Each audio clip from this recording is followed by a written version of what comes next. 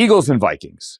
This game's delicious here. Eagles are 4-2. The Vikings are 3-2. Both of these teams, by the way, are well rested. The Vikings are coming back from London and they have a bye. The Eagles played on a Thursday night a week ago. They lost to the Giants. They've now lost 2 in a row for the first time in over a year.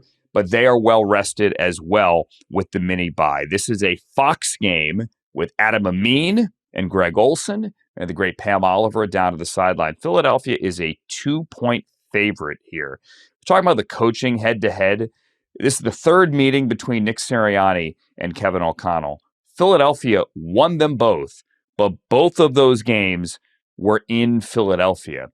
A lot has been made about the Eagles' offense, and I think a lot of it has to do with, specifically with the run game and the O-line injuries. And just, let's face it, a lot of people are scheming them up better, and they're loading the box, and they're daring Jalen Hurts to beat you, and he is not beating you. But some of these numbers here, Jori, on Saquon. So he has 325 rushing yards.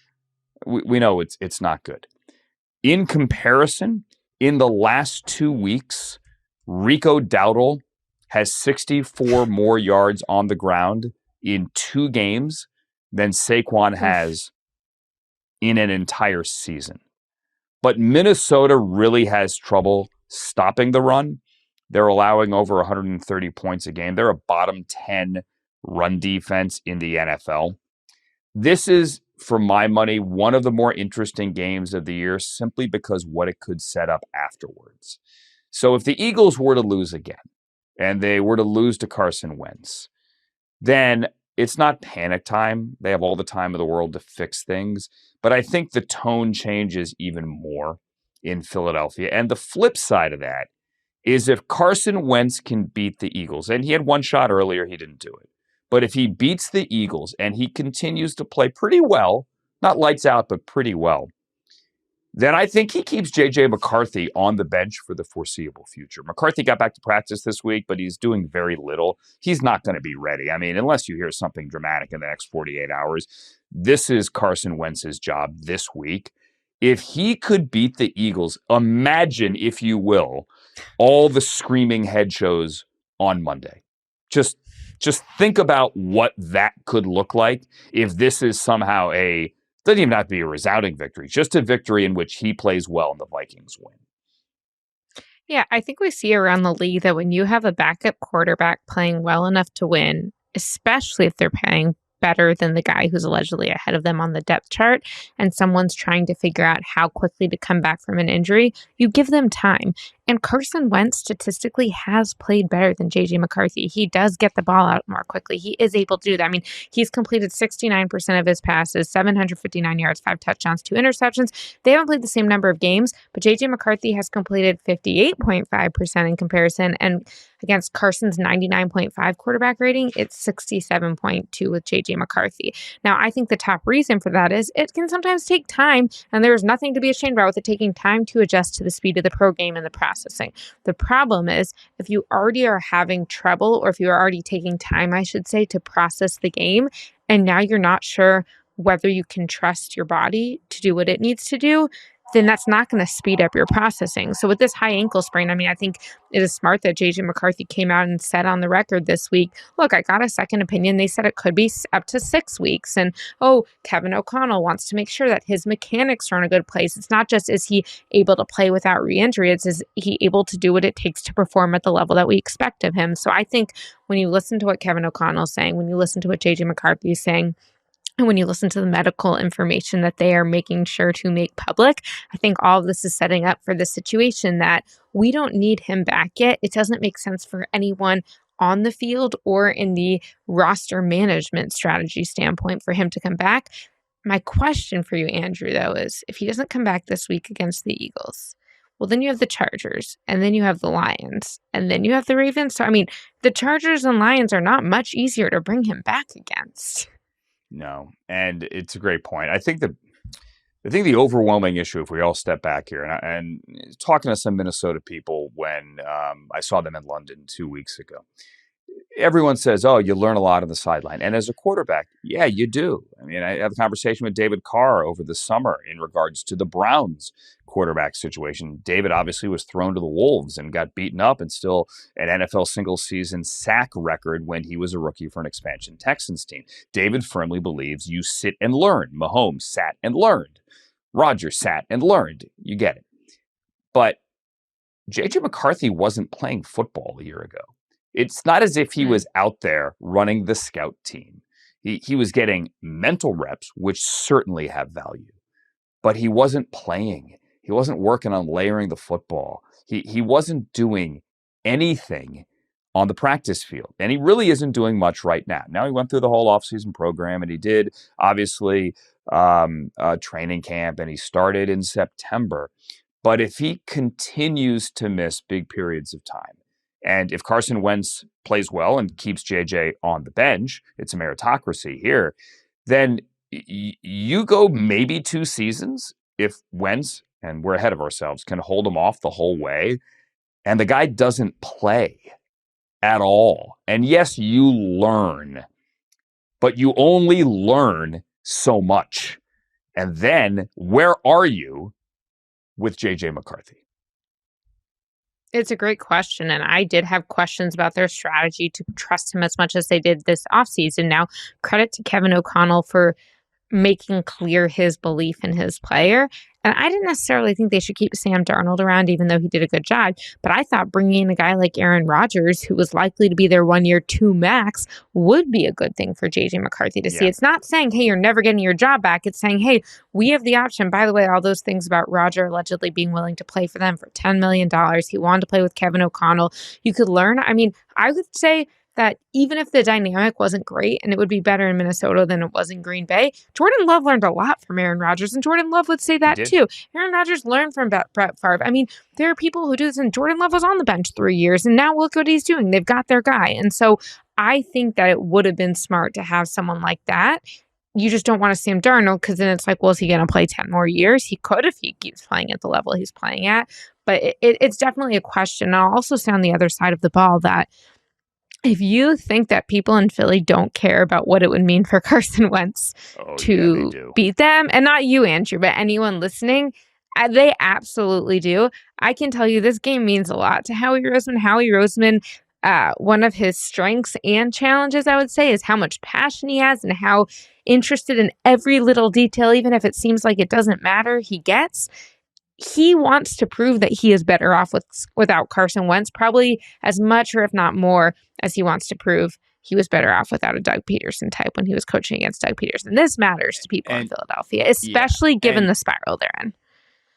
Sorry. Yes, especially considering the spiral. They've already proven they won a Super Bowl with Jalen Hurts. But just like I keep saying, imagine what if.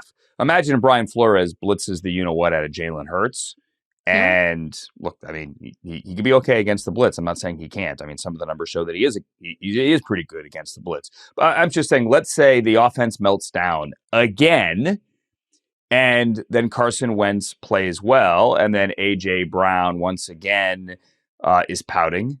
And it's just we're 2.5 weeks ahead. Well, as we sit here today, just under 3 weeks until the trade deadline, 19 days until the trade deadline, which, by the way, is election day yet again. And AJ will be upset, and Zadarius Smith just retired. They clearly need pass rush. It's going to get really interesting really fast in Philadelphia. The one stat that jumped off the page to me last night, looking at this one, it's about, well, look, we know the offense is broken or not operating efficiently, let's put it that way, in Philadelphia. So they've been outgained in every game this year. They've played 6 games. Okay, well that seems like an oddity, but yet they're still 4-2, and in the standings they're fine. The last time the Eagles were outgained in each of their first 6 games, did you see this? You know the answer to this one? Mm-mm. It was Andy Reid's first year, 1999, when they only won 5 games. Like when Andy is taking a rebuild here and trying to, put his stamp on it. That's how long it's been since the Eagles were outgained in each of their first 6 games. So it's not just screaming head show hysteria that the Eagles don't look right. it's real. Like if you open up the hood and you look underneath the hood, it's real. I just think the Philly dynamics are so unique that I don't doubt whether they have the talent to win. I don't doubt whether they have the people. It's real, or the scheme even. It's really that the psychological dynamics in those buildings can really help them or they can really hurt them. And 2 years ago, I watched as it really hurt them, even on a year when they were making the playoffs. They just did not feel right. And I think I was at the game when they won their 10th straight. They opened 10-0, I believe it was, and then they lost one. And they didn't feel right, and it sounded dramatic. And it wasn't dramatic. Like, in the building, things were not right. And that's why I say the comment about Howie Roseman and Carson Wentz and the Eagles generally and Carson Wentz is that you can say, well, they won a Super Bowl and they got a first-round pick for Carson. Like, of course they made out better, and that was a great trade, and GMs around the league will still say, I wish I could get what Howie got for Carson. That's not good enough for them. Like, they're never satisfied there. And it sounds cliche, but every little thing matters. And it also, especially on the roster, and especially when you have guys like A.J. Brown who are saying what they're saying right now, it can impact what they do going forward. I mean, I think there's a question to ask, like, clearly Jalen Hurts on the field and the way he plays is a great player. But because he's not a vocal leader in the way we see some of those other teams, and now you have no Brandon Graham and you have no Fletcher Cox and you don't have Jason Kelsey, like, who do you think is the face in that locker room of what's going on right now, Andrew? It's a great question. Like, offensively, I look at Jordan Mailata and Lane Johnson as leaders, two very different personalities, but they are leaders. Defensively, it's a good question. Defensively, Zach Bond. I mean, is Jalen Carter a leader after what happens week number 1? I don't know. Nakobe Dean's been out.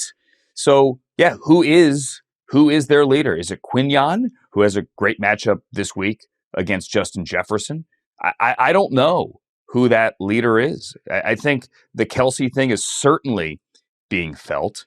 Not all leaders are loud. I've had this conversation with a lot of coaches. Yeah, I had this conversation with Kevin Stefanski last year. Not all leaders are loud. Nick Chubb, not loud. Not loud at all. But in the face of this kind of adversity, who is your leader? I think it is Jalen Hurts. I mean, as much as we praised him for being a rock after they won the Super Bowl, I think he's still that guy, and he has proven the ability to turn it around when the Eagles faced adversity last year, certainly in October. Got to do it again. All right, coming up. Did you praise him for being a rock from a dynamic standpoint? No, not in terms of energy, but Jalen Hurts, for my money, and if you go back in the coverage, I think was pretty much the same last year. Down the stretch, Jalen Hurts got a lot of credit, especially when they won. Yes, Saquon certainly was the engine there, but go back to how well Jalen Hurts played the second half of the year. Go back to how well he played in the postseason. Was he going 35 of 40, or they weren't throwing the ball 40, 50 times, but every time he had to throw, every time Jalen Hurts had to make a play, whether it's on schedule or off schedule, he made it. This year he's not. This year he's missing wide open deep shots. This year there is no rhythm in the passing game. This year you're looking at their route combinations and going, all right, we know what's coming, and we're going to stop the run, and now you can't beat us, and your wide receivers are frustrated, and everyone's body language stinks, and the offensive line has had trouble staying healthy, all 5 at the same time. And then, of course, it eventually comes back to the quarterback and like, all right, well, everything's not perfect now. Can you take us through this phase where everything is not perfect around you? We'll see.